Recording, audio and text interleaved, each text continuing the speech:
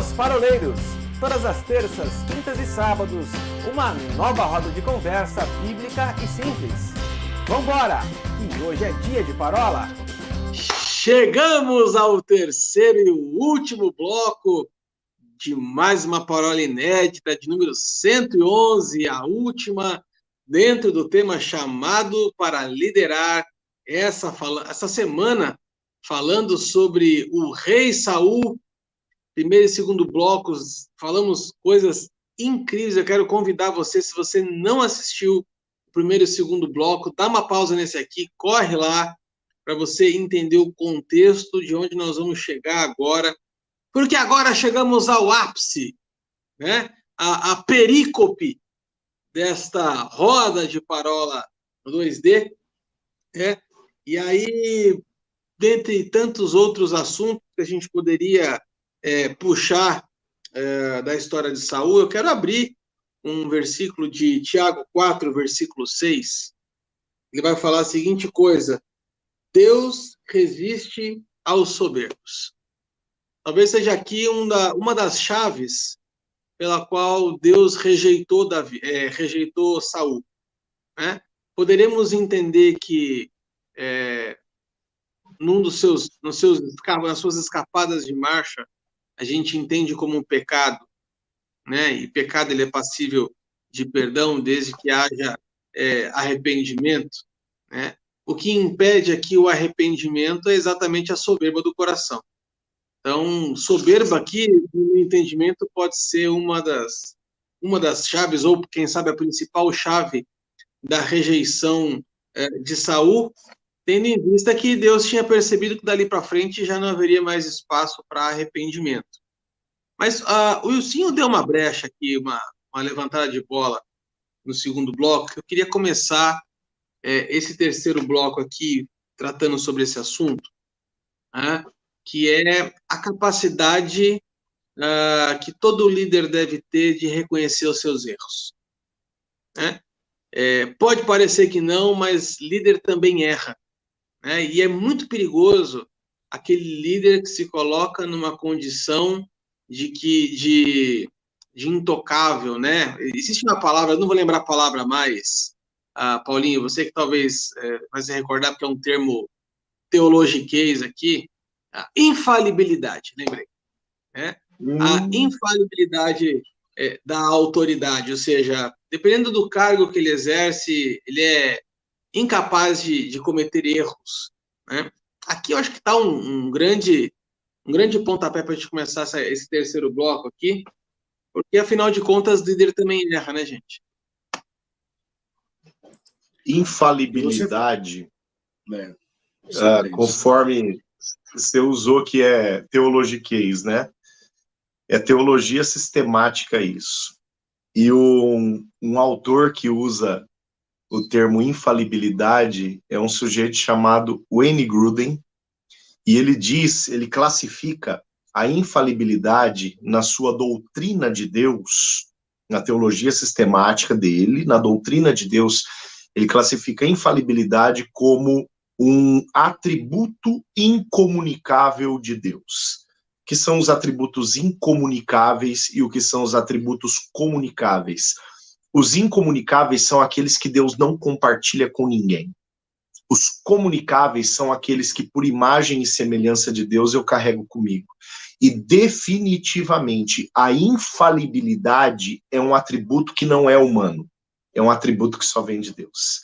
Aonde que estaria a possibilidade de Saul não necessariamente não falhar, mas acertar com maior frequência e dobrar-se diante de Deus quando errasse? Estaria justamente na sua obediência. O texto da sua reprovação é o texto de 1 Samuel 13:13. Quando Deus fala através de Samuel para Saul o seguinte: você agiu neciamente, agora presta atenção, ó. Quando você desobedeceu o mandamento que o Senhor deu a você. Aqui Samuel não está falando de mandamentos genéricos, não roubar, não matar, não cobiçar. Aqui não é do mandamento genérico, aqui é do mandamento específico. que Saul recebeu quando elevado à condição de rei, né? Então a escapada de marcha que ele dá é justamente no sentido de Deus ter dado para ele uma orientação, Deus ter sido com ele claro, dizendo o porquê ele estava sendo ungido e o para que ele estava sendo ungido, né? E a partir do momento que a palavra que Deus libera sobre a vida dele é contrariada, aí então ele se coloca em uma condição de transgressão, em uma condição de pecado. Você quer ver um exemplo claro? E eu vou rolar a bola para o Will. O exemplo claro, né, um exemplo neotestamentário simples. Jesus está lá andando sobre a água, Pedro está no barco com os outros apóstolos, a turma grita, fantasma, Jesus fala, que fantasma, vocês estão doidos, tá louco, tá pichuru, tá biruleibe, né? Sou eu, né? E aí Pedro faz o seguinte, se és tu mesmo, manda eu ir ter contigo sobre as águas. Aí o que Jesus faz? Libera uma palavra. Quando Jesus libera uma palavra, Jesus dá uma ordem que faz parte de um atributo que é incomunicável da parte do Senhor. Jesus libera aquilo para Pedro. Vem, a palavra é uma só, vem. E Pedro vai. E quando Pedro começa a afundar? Quando a palavra diz que Pedro tirou os olhos do vem, né? Tirou os olhos de quem o havia falado, tirou os olhos daquele que havia liberado a palavra, não liberado Pedro para andar, mas liberado a palavra sobre Pedro. Quando Pedro tira os olhos daquilo que era a palavra na qual ele tinha que se mover, ele começa a afundar. Ele saiu do vem, e aí ele caiu na lógica. E qual é a lógica de um ser humano andando sobre a água? Não anda, afunda.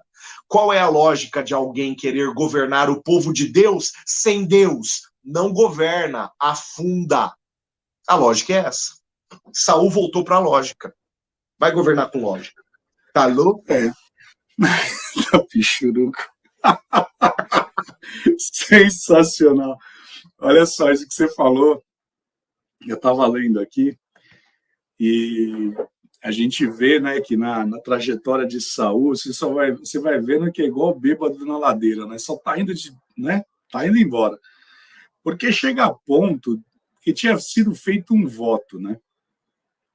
Ele tinha falado que quem vencesse Golias, ele daria a filha como esposa, né? E se você for lá em 1 Samuel 18... Digas de passagem, menininha mimada, cheia de... Ai, dançou. Não, mas aí tem até uma história, a gente podia até gravar uma parola sobre isso, mas o que eu acho interessante é porque agora você começa a ver que Saul, nem a palavra dele, mas ele que foi empenhada, mas nem isso ele mais cumpre, né? Ou seja, aquilo que era um pressuposto de infalibilidade da parte dele, né? Ou seja, ele de novo achando que ele está acima do bem e do mal, que ele é o intocável, né? Que ele é o rei sol, vamos dizer assim.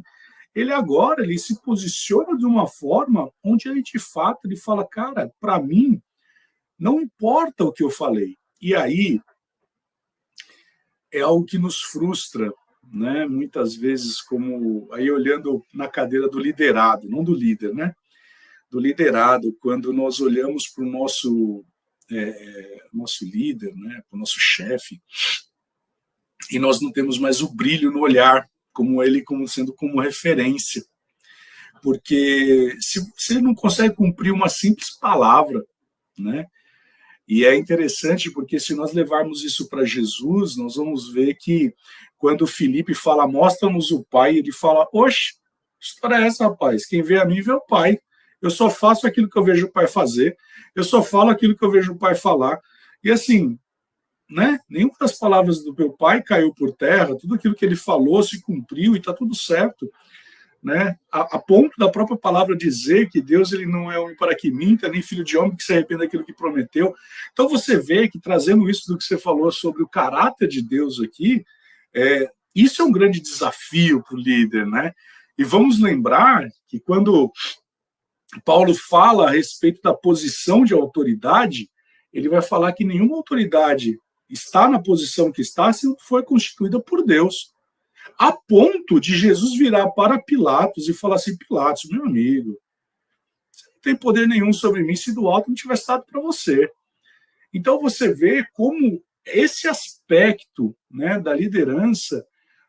Eu estava falando outro dia, dando aula lá na igreja,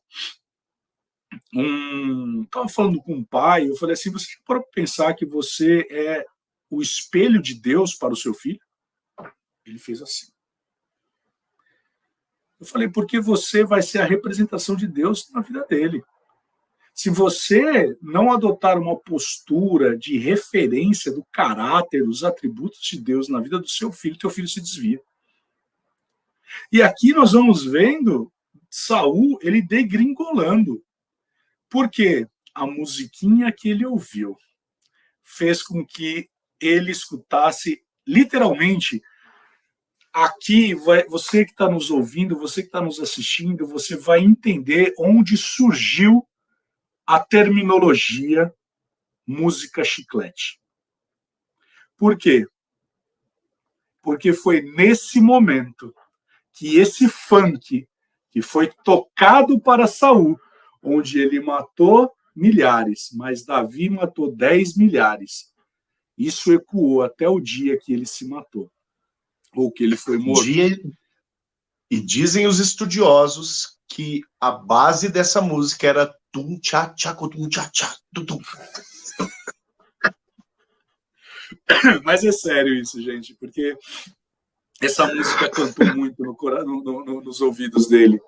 Ele ouvia muito isso, e todas as vezes que ele olhava para Davi, primeiro ele começa a perseguir o seu filho, né, Jonatas, depois ele começa a perseguir Davi, e ele perde tamanha referência dele que ele chega a ponto dele fazer aquilo que a palavra chama como abominação.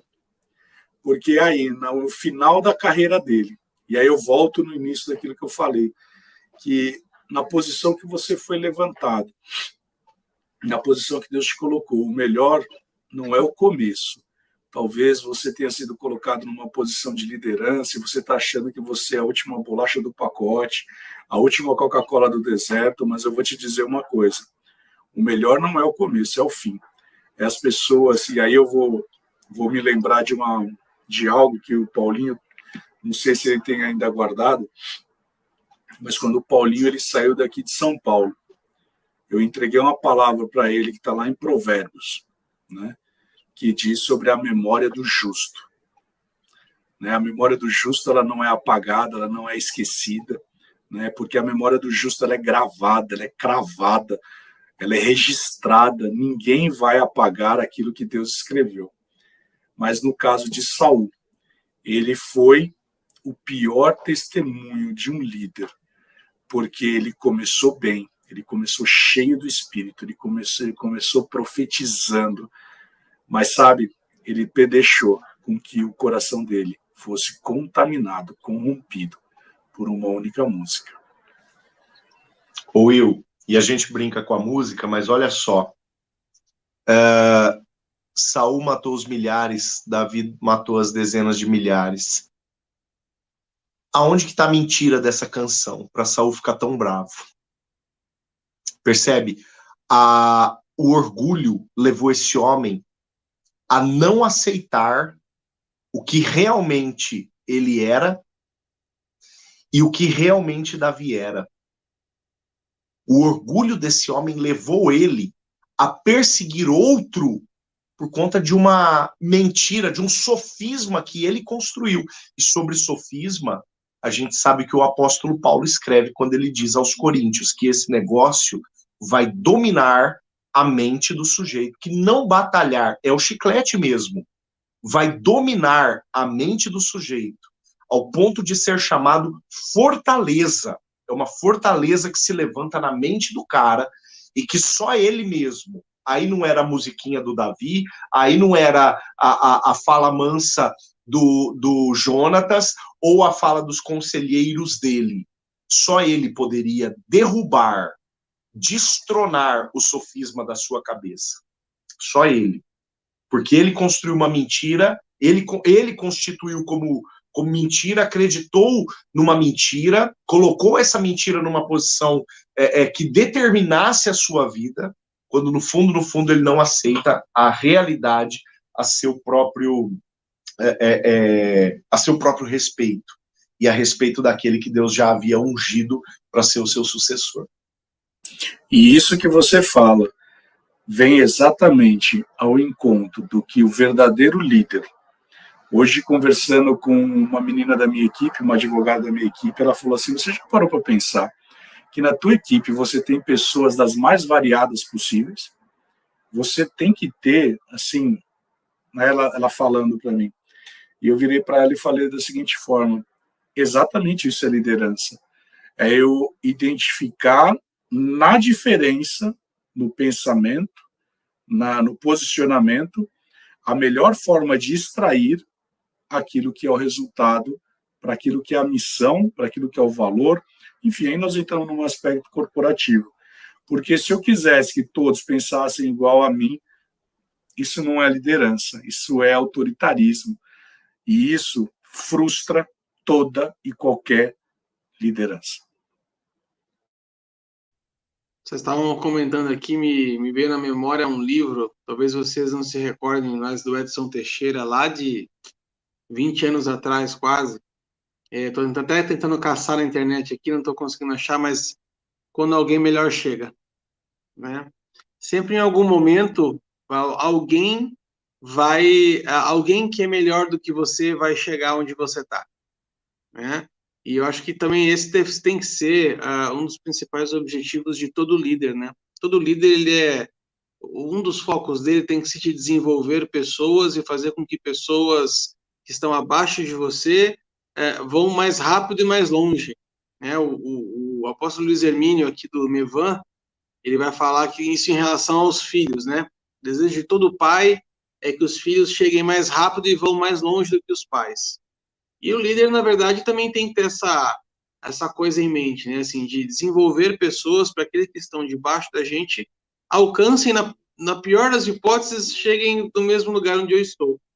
Isso me faz pensar sobre como o líder tem que estar preparado para este momento de substituição, vamos dizer assim, né? Ou de superação, né? Tá aqui, ó, achei o livro. Quando alguém melhor aparece.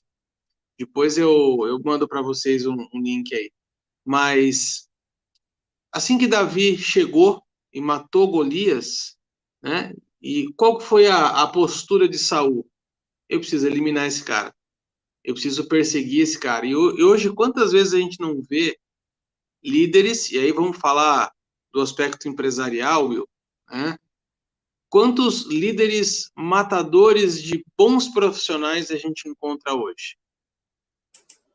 Existe uma falsa ideia de que o líder ele precisa ser conhecedor de todas as coisas, quando na verdade o que a gente precisa é se cercar de pessoas que conheçam, né? Um bom líder é aquele que monta, agora vamos falar aqui de usar a ilustração do futebol, por exemplo, né? Imagina um time que só tivesse destro, ou um time que só tivesse canhoto, ou um time que só tivesse atacante, ou um time que só tivesse defensor, enfim. A gente tem que saber explorar o melhor das pessoas, os pontos positivos das pessoas. E aí você olha para a perspectiva de Saul e olhando para Davi e fala assim, cara, esse cara aqui ele é um excelente general de guerra. Esse cara aqui é uma pessoa que é capaz de motivar um exército, coisa que o próprio Saul não foi capaz de fazer, né? Então, quantas vezes a gente vê líderes que são matadores de subalternos, vamos dizer assim, né, ou de colaboradores, né, para a gente não cair numa palavra pejorativa, e Saul teve essa posição. Eu vou perseguir esse cara até o ponto dele não existir mais. Uma característica de um bom líder é aquele que se prepara para quando alguém melhor chegar? Arthur, você falou algo aí, quando você falava nesse paralelismo, você citou de Saul ele perseguir, né, os seus colaboradores, né? Mas quando nós falamos de Davi, que Davi ele pega aqueles que estavam inscritos no Serasa, aqueles que estavam com um cheque especial, aqueles que estavam devendo a fatura do cartão de crédito, e ele transformou os perdedores da caverna de Adulão nos seus valentes, né? A tal ponto dele olhar para esses homens e falar: não sou digno de tomar essa água que vocês foram buscar para mim. Então, você matou a pau nisso que você falou. De fato, e eu experimento isso, viu, Arthur? Porque no ambiente que eu trabalho, infelizmente, eu tenho uma colega que ela faz exatamente isso que você falou. Ela já está na quarta equipe. Equipe. Né? Então, você que está nos ouvindo, você que está nos assistindo, não exerça uma liderança como Saul, mas busque os valores que tem Davi. Você pode ter pessoas na tua estrutura, na tua equipe, e aí não somente no teu aspecto empresarial, corporativo, pode ser também dentro da sua igreja, do seu ministério, do seu departamento, que seja.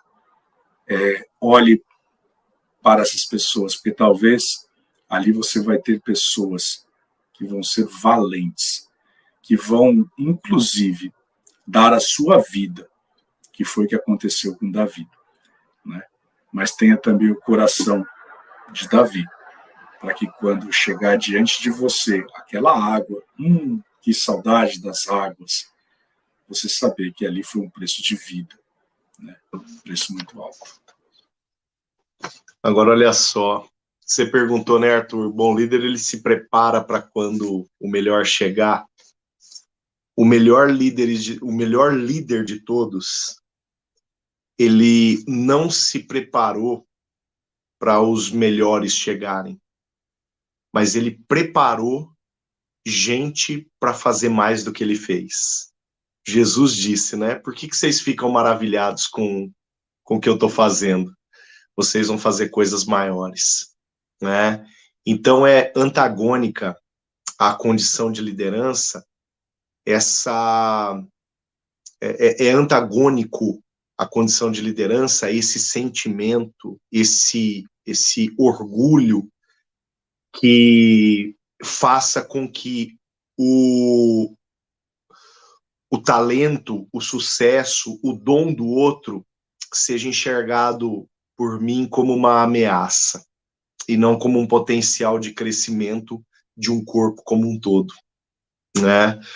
Então, aí, enquanto Saul pensava em matar Davi, quem morria primeiro era o líder Saul. E por consequência, depois foi o homem Saul. O ladrão veio para roubar, matar e destruir. Bagunçou o chamado dele, bagunçou a função dele e, no final das contas, o que faltava, o inimigo fez. Roubou a vida de Saul. Excelente reflexão, meninos. Que baita roda de parola tivemos aqui no dia de hoje.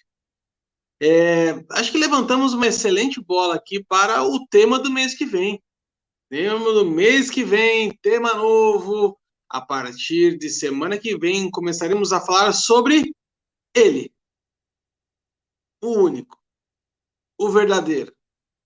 O maior de todos. A estrela da manhã. Raiz de Davi. Alguém quer falar mais algum aí? Príncipe da paz. Emanuel. Deus. A partir do mês que vem, nós vamos ter 4 rodas de parola para falar sobre Jesus. Vamos falar sobre ministério, estilo de liderança, Jesus no Antigo Testamento. Ixi, tem tanta coisa aqui boa para a gente falar que melhor você deixar gravadinho aí e na próxima terça-feira estaremos de volta, se Deus quiser. Meninos, que satisfação enorme mais uma vez, viu? Beijo no coração de Prazer vocês. inenarrável. Inenarrável, indescritível e inalcançável. Uma alegria desgraçada.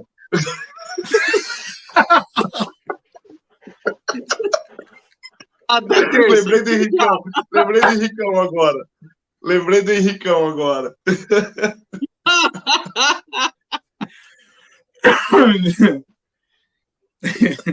E com essa nós terminamos a parola de hoje.